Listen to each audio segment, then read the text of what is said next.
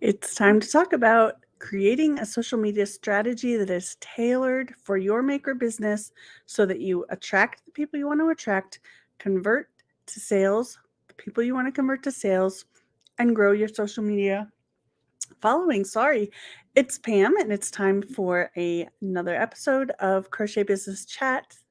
Thank you for joining us on YouTube.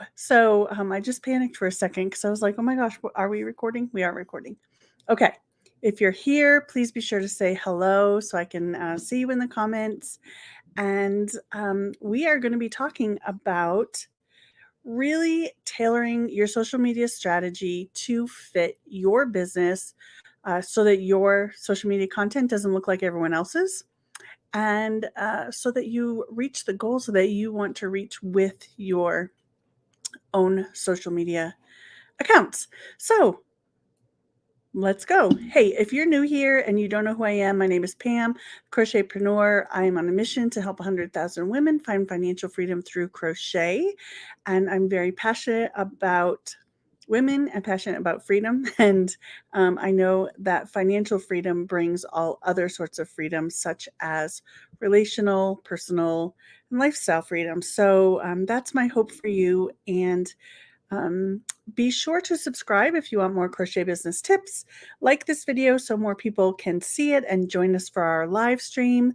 And I think we're done with that YouTube-y stuff. So welcome everyone. I see we have lots of people here. Germany, Channel Islands, Atlanta, Edmonton, Florida. Hello everyone, California. Welcome and good morning. For those of you watching on replay, be sure to comment where you're watching from. Tell us a little bit about your business so we get to know you a little bit better. And save your questions till the end, and we will have a Q&A time so that we can be sure to get your questions answered. So let's get started talking about your social media strategy and how to tailor it to meet your own crochet business needs. So there are three kind of major things that I want you to look at, and then there are some other tips I have for you in the end. The three tips are identifying your target audience, setting clear goals, and choosing the right platforms. And then beyond that, we'll break down some other ideas too. So I think in total, let me look at my list. We have 9 tips for you. So let's start with the first one. First tip is, and this is always the first tip, this is always what I go back to. If anybody asks me any questions, this is what we go back to, and we say, who are you speaking to? Who are you creating products for? Who are you trying to reach with your social media? If you don't know who you're speaking to and you don't create content to attract those people, you're going to just start off on the wrong foot. So everyone's individual business has a different target customer. They may look a little bit similar, but of course you bring your own unique self to your business. And so your target customer may be different, even if you're selling similar products to someone else. So doing the work of identifying your target customer is pivotal and the first step to tailoring your social media strategy. So the first thing I want you to do is do that work. If you're in Crochet Biz Lab, if you're in Crochetpreneur Business Academy, the resources to do that are laid out right for you. Either in the lab, it's kind of basic, beginner, target audience work. In CBA, it's much deeper, and we get into your own psychology and strengths and weaknesses in order to identify your target customer. Do that work. If you're not in either of those groups, I welcome you to join us. Otherwise, you can find a blog post about that linked in the description here in the YouTube video. So you can click on that blog post and do that work so that you know who you're speaking to. And as you're creating your posts, you're thinking about, does this speak to my target customer? Does it address any problems they have? Does it bring value to them? And if the answer is no, then don't post it. So you really want to ensure that the person who is your target customer is going to see that post and be like, oh, that's for me. Oh, this person's for me. Oh, they understand me. Oh, they're making products that meet my needs or that speak to me or that make my life better or that bring me joy. Those kinds of things. So really hone in on your target customer and with every single post, speak to that person. Okay. The next step is set specific goals for your overall strategy and for each post that you make. So it's kind of twofold. So your goals, they might be increasing brand awareness. So you might want people to get to know who you are. So you're sharing your values, you're sharing your goals, you're sharing your mission, you're sharing, why you make the products you make, why someone would want the products you make. That is like increasing brand awareness.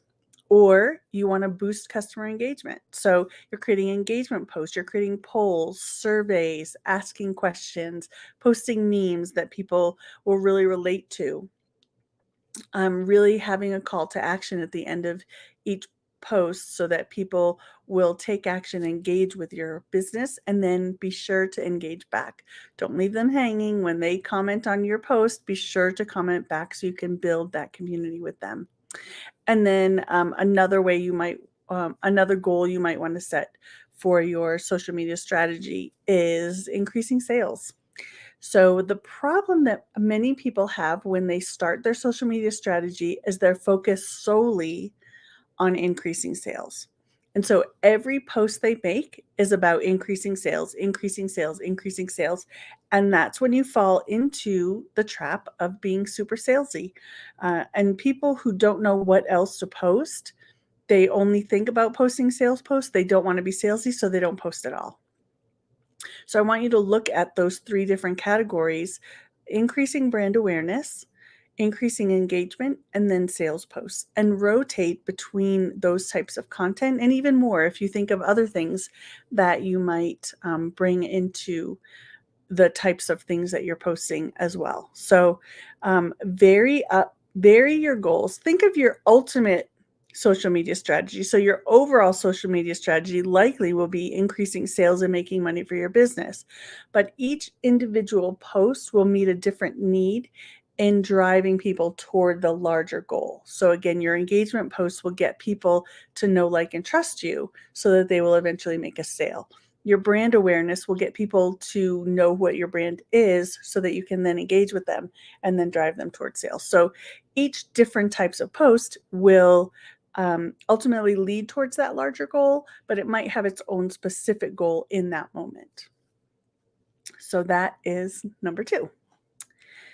And number 3 is choose the right platform. So again, as you know your target customer, you'll know where they're hanging out.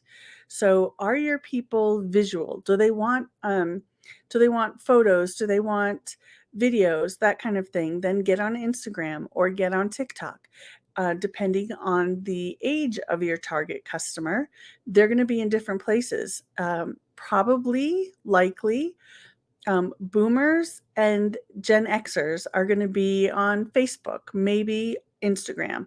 Okay. We're going to have millennials are going to be on Instagram. And then we have Gen Zers who are going to be on TikTok. So as we move through the generations, they're going to be likely, not always, focused on a different social media platform. But part of your choosing a platform to focus on is going to be about what you enjoy as well. And I'm not saying to use this as an excuse of like, hey, I don't know how to do photography or I don't know how to do videos, so I'm going to stick with Twitter. If your people aren't there, then it's not going to do you a lot of good. So I am saying stretch yourself, learn some new things. If your people are on Instagram, learn to create posts you enjoy creating on Instagram. They don't all have to be reels. They don't all have to be carousel posts, but you should kind of rotate through a range of types of posts. So combining that, my people are here and this is what I like to do, and finding the platform that works for both of those is going to be kind of the way to go. Do you need to be on every single social media platform? No, you don't need to be. Now, the more platforms that you're on, the more likely that you're going to reach the people you want to talk to. However, when you're just starting, I would start with one, get really good at that, and then add another, or get really good at repurposing. And we'll talk about that in another video of how to repurpose your content so that you can post on more social media platforms. So for now, I would say If you're just starting, pick one and go with that and try and reach your customers there. So, number 4 is leverage your unique selling position. So, this is how you, sorry, I'm going to look at my notes. Um, oh, yeah. So, recognize what is your unique selling position? How are you different from everyone else in the marketplace and really leveraging that in your social media content? So, you might think of, um, Star Lily, is that her name? Oh my gosh, I can't remember the name. But anyway, there's like the girl who does the festivals and she makes boho festival wear. And her content is just blowing up because she's showing people dancing in her products, people at the festivals, like really speaking to her ideal customer based on her unique selling position. And she goes around to festivals every week. It seems like she's at a different festival covered in dirt. Like that's her target customer. They don't care. They have bare feet. Their feet are dirty. They're dancing around in her boho festival wear and they're loving it. So that speaks directly to her target customer. Um, what if your business is focused on eco-friendly, sustainable products? Then you focus on that. You talk about the backstory, where the yarn is sourced from. You talk about the importance of using recycled materials. You talk about where this product was sourced and how it's ethically sourced and how they're not using dangerous dyes or things like that. Whatever it is that you're passionate about and your business is built about, be sure to share those things and showcase that unique selling position. Don't hide it. Be out front with it so people know, like, oh yeah, I really love her. She's focused on this, or she does this, or like Katie, who's one of our success coaches at Crochetpreneur. Katie is really into mythical creatures, particularly dragons, right? Her people love those. So she's really known for dragons. If she started making like teddy bears, people would be like, what is going up? What is going on with her? So she really leverages her unique selling position. The more she shows her dragons, the more she talks about dragons, the more she talks about nerdy things, the more her ideal customer is attracted to her. So really identify what's your unique selling position, what makes you different, and be sure to bring that in front of your audience over and over and over again so that they start to relate to you as far as that goes. Okay, showcase your craftsmanship and your process. Now you might say, like, I crochet. All of my competitors are crocheters as well. I don't understand why doing behind the scenes things would make me stand out or how that's tailored. But when you recognize that how you do crochet is different than how other people do crochet, how you hold your hook, the yarns that you use, where you do your crochet projects, how you work your design process, all of those things can be used to really stand out rather than look like everyone else who's doing it. You can create your own style of sharing your behind the scenes where people get used to seeing those behind the scenes videos. Someone who's really good at this is, I'm sorry, I'm really bad with words right now. Naughty crochet, the girl who's a maybe you guys know in the comments, the girl who's the graphic designer. I'm gonna go look at the comments, see if you know who I'm talking about. Maybe not. I'll think of it. I don't know why I don't have these names stuck in my head right now. But yeah, look at what people are doing behind the scenes, and you can tell when you see some behind the scenes video, oh, that's so and so's hands, or that's so and so's setup. Whether they have their, the layout of where they're doing their overhead shot of crocheting has laid out the, some of their branded items so that this is so and so's social media post. You don't even have to look at the name; it's them. So, doing that sort of thing will help your social media account stand out. Let me see if someone, no. Naughty Boss. Yes, Naughty Boss is the one I was thinking of. So she's really good at that. So when you see her posts and her crocheting, it's her because she has one of her graphic designed labels right there in the shot as well. Okay, number 6 is build a community. So a lot of people think it's really hard to build a community on social media. But if you get people engaging with one another, people tagging their friends, or you're going live and other people are commenting and you're letting them communicate together, or you have a Facebook group and you're creating a community there, all of these things that you can do to create community around your brand will help your brand stand out, because that community will have its own unique form, function, personality. And so think of who do you want to attract, and what feelings do you want them to have inside of your community? In my community, I try to make it really positive and empowering and focused on growth and solution finding. And I've heard from people that they really appreciate that it's not a group where you go in and you complain about how I can't do this, or Etsy is terrible because of that, or Instagram is awful because of this. It's all about solution finding, solution generating, encouragement, and empowerment. So not being a victim, but being a victor and someone who makes progress. And so that's kind of my brand. And I really work to help people feel that way when they're in my group. How do you want people to feel in your group? What do you want people to say when they talk about your group? Do Q&A sessions, do live videos, do challenges, do community projects. All of those things will help build community around your brand. And that's another way that you can tailor your social media engagement to really fit you and your brand. Another way, number 7, is to collaborate with others. So, you're tailoring your social media, but you can do that by joining with others who maybe they have a similar audience to you, and you can work together to nurture that audience. Maybe you can host some events together, some crochet alongs together. When you have similar values, the two of you can work together to create something new that, as you work together, you create something even better than just the singular opportunity.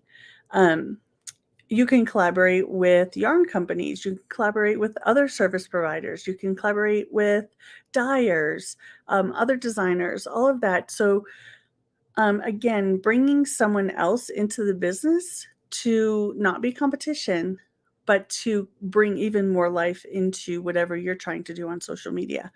So some people, what they do is every week they interview a new person, and that's part of their brand, is giving back to the community while collaborating with others. And that's really cool. So that's something that you could do if you want to have that be part of your brand as well.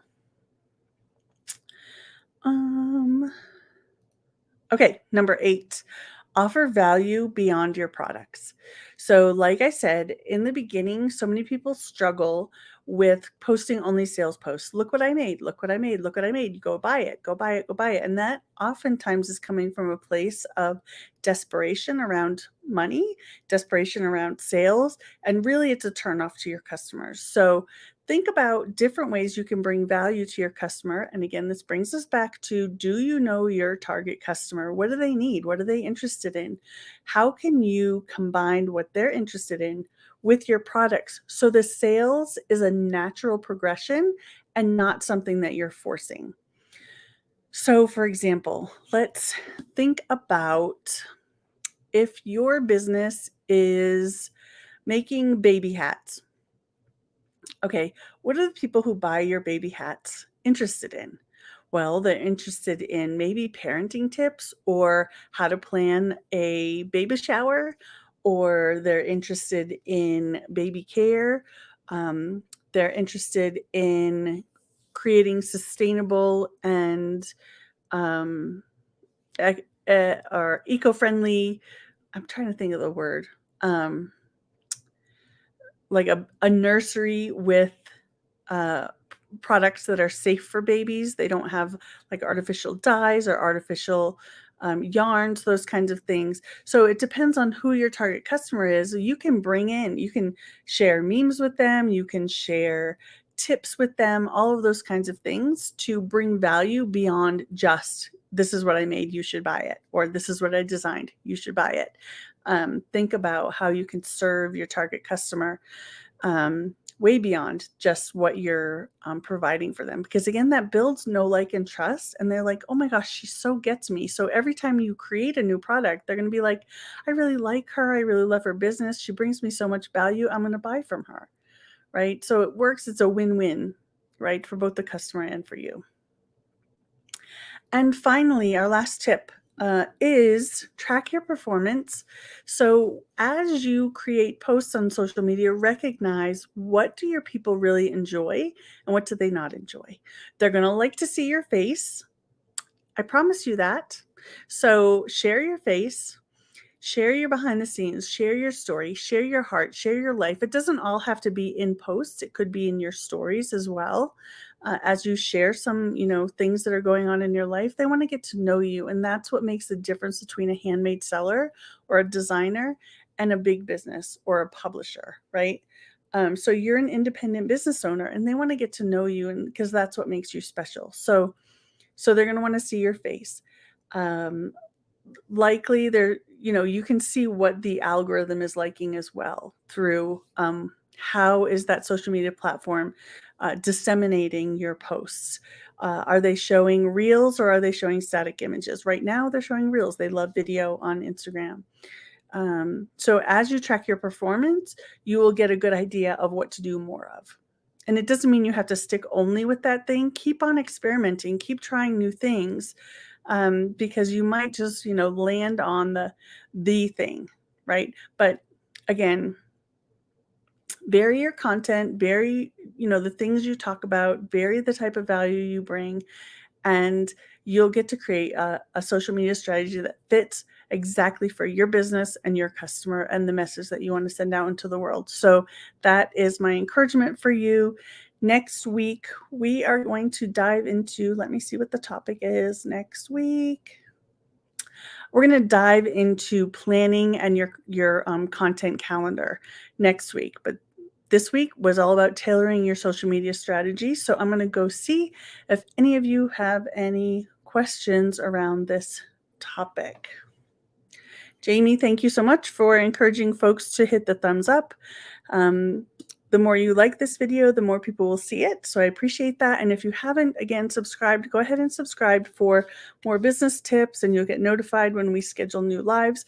We do plan to have our lives and our podcast recordings every Monday at 10 a.m. Mountain Time, provided I'm not sick that day or I'm not off the grid that day. So, okay. We have two questions. How would you make a brand awareness post? So you can go look at my social media. I just did one of these recently about, hey, at Crochetpreneur, we're committed to these ethical standards, because so ethics and sustainability and particularly human trafficking and supporting those types of things are really important to me and have been for eons. And so I talk about that a lot. And so my brand is about not only helping crochet business owners, it's about helping women find freedom. So not only do we offer tips, but we then support organizations that rescue women from human trafficking. So that's our message. That's, as I talk about my brand, I talk about those things. And so for you, what does your brand stand for? What organizations do you support? What do your who's your target customer? You can address all of these in different posts. Like, hey, busy moms, if that's your target customer, right? Hey, busy moms, did you know that here at my business, we do this, this, and this is how we support you? So all of your brand awareness posts are going to be talking about your brand, who you serve, what your products, sorry, I'm going to take this down, what your products, what kind of problems your products solve. It could even lead to your opt-ins, your free opt-ins, and those kinds of things. So those are some ideas. And number two, if I make a post, a reel with me crocheting, I will attract crocheters, and I'm a product maker. Any ideas for behind the scenes post? So yes. So if you're a product seller, your behind the scenes is going to be about serving your customer. So it's going to be sharing reviews so that you show yourself making the product. So not necessarily your hands crocheting, but you crocheting, packaging your product, and then sending it off to the customer and then showing the customer review. So things like that where they see how you're serving your customer, not so much about the craft itself, but about the product. So you're going to be talking about, you're going to show the product living at its new home on a shelf, or you're going to show maybe someone cozied up in a blanket that you made. Those kinds of things where you're creating the emotions you want people to feel when they purchase your products. Those kinds of things. So it's behind the scenes, but it's telling a story of your product and how their life is improved by using your product. So I hope that helps.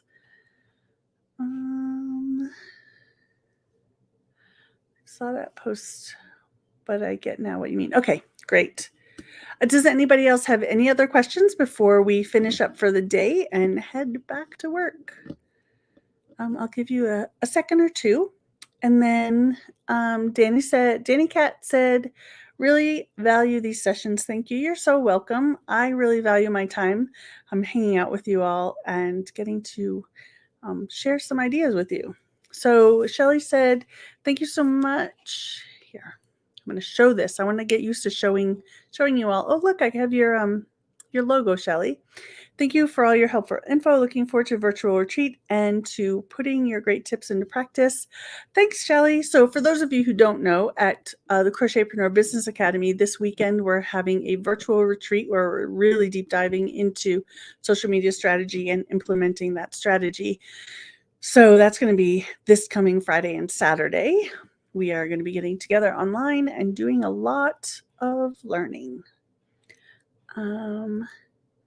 Whoops, sorry, I lost it. Okay, so Bonnie at Woodland Stitchcraft asks, I'm a couple thousand from 10K on Instagram. Yay! I noticed I get subs then. Is this a part of social media I should prepare for? Or would subs be better hosted through something like Patreon if I did that? You know, I haven't actually looked into subs on Instagram because I have a membership platform. I didn't want to like take away from that by having subs on Instagram. So I don't have a lot of tips on that. I apologize. I think that you should just maybe ask your people, ask them, have you ever supported anyone on Patreon? Have you ever supported someone on an Instagram subscription account or even a Facebook group subscription account? I know there's a lot of places. YouTube, you could have subscription accounts as well. Asking people if they've ever done that, because if they're not familiar with it, they're likely not to do it on any of those platforms. But I think it's a really good resource for you for sharing specific things with those customers. But my inclination, and this is just me, my inclination would be to create my own thing and have people sub to that. I feel like I would have more control over it rather than having it be in a Facebook group or in Instagram or in YouTube and having it kind of be in those desperate places, not desperate, but disparate places.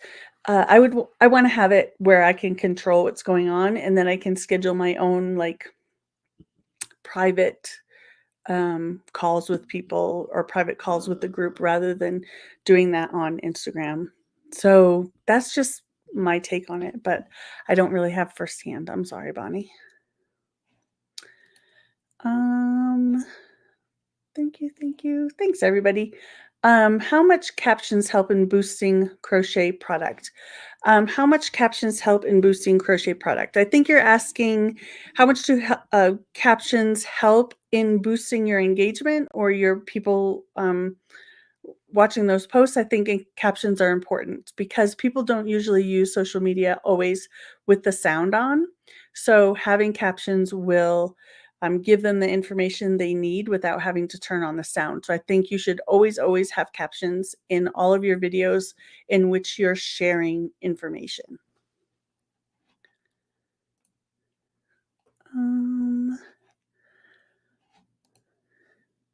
Could you make a brand based on faith? I like making blankets and bags, but not sure how to go about that. So you sure could.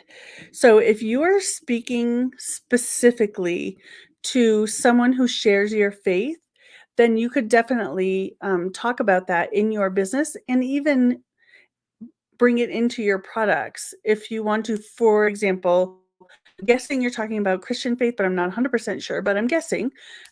So you could make christening blankets. You could make other blankets that have crosses on them. You could make bags that have crosses on them, or you don't have to bring the symbolism in, but you could talk about things in your social media posts. Like, I really think it's important to create a brand that's most authentically you. So if you're like, I know that in my business, I'm not going to keep quiet about my faith, then bring that into your business. And yes, speak specifically to that audience. There will be some people who are particularly attracted to your business because it does focus around that faith. So yes, you could definitely do that. And just understand that some people will be repelled by that, and that's okay as well. It's the same thing for people of other faiths, people who want to share, I don't know, people who have like some words like witch in their brand name and thing. They're going to attract a particular clientele that wouldn't probably be attracted to your business, and that's okay. Make it as close to being about you and what you're passionate about as possible, and that will keep your passion for the business and attract people that you want to work with.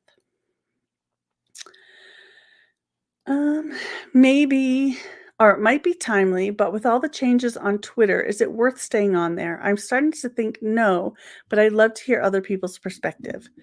Um, it just depends on what you're using Twitter for, and are your customers there? So, and is it translating into dollars? Because ultimately that's where we need to go. So, are your customers there? Are you speaking to them? Are they attracted to your business? Do they then make purchases?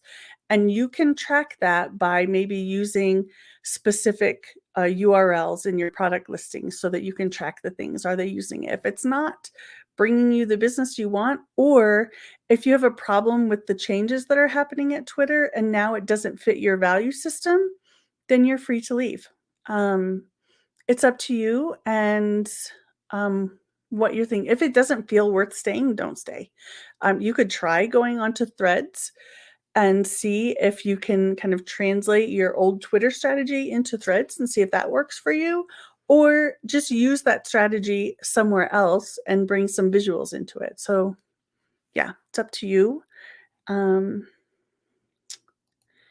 And Lucinda asks, can anyone join the retreat? It's just for members of the Crochetpreneur Business Academy. So Lucinda, I'm not sure if you're in CBA or not. If you are, I sent out an email last week with all of the details of how to register. I'll send out another today. When I send out my newsletter today, scroll down to the bottom, you'll see under the CBA section, it will say, take this link to register for the virtual retreat.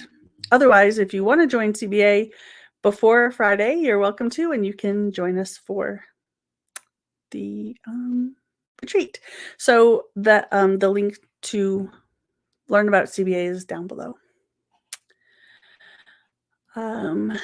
Melody says, I think it would be better to use captions whether you talk in a video or not because of the deaf community. Yes, I definitely think so. So anytime you have something to say in a video, I think that you should use captions. But if there's no, are you talking about like describing what's happening? So they're deaf so they can see it. So I think you would use captions when there's something to tell about. So if there's any vocals or anything at all, yes. Serve your community by addressing those kind of access issues with captions, definitely. I'm mostly using Twitter to connect with the knit and design community, and that's kind of faded out now as a lot of people have left. Yeah, so find them somewhere else. Most of the design community, I think, is on Instagram. Anyone can crochet. I love your name. I'm starting a new business in crochet. How can I let people know and buy? So get started. Go to the crochetpreneur.com website, look around at all the blog posts. There's a, type in how to start, and you'll get a bunch of blog posts all about how to start your business, how to let people know that you exist and how they can buy from you. So go check out, all of the posts here on YouTube, and then podcasts, and also on crochetpreneur.com. All right. And Sarah says captions are usually a part of SEO, which helps you get found in search. Exactly right. So both your captions in your video itself and your written caption are part of SEO for social media. So think about that, of what are you actually trying to say and who are you trying to attract to your post, and leverage SEO so that you can get those people to your posts. Okay. It is time to go and get back to work. So thank you for joining us for another episode of Crochet Business Chat. If you're not already a part of our Crochet Business Chat Facebook group, find us on Facebook at facebook.com/groups/crochetpreneurs. And we will see you there. We'll chat inside of that group. And I will be back again next week with another video podcast recording, which will be uploaded as a podcast for Crochet Business Chat. And I look forward to chatting with you again. Thanks for coming. Bye.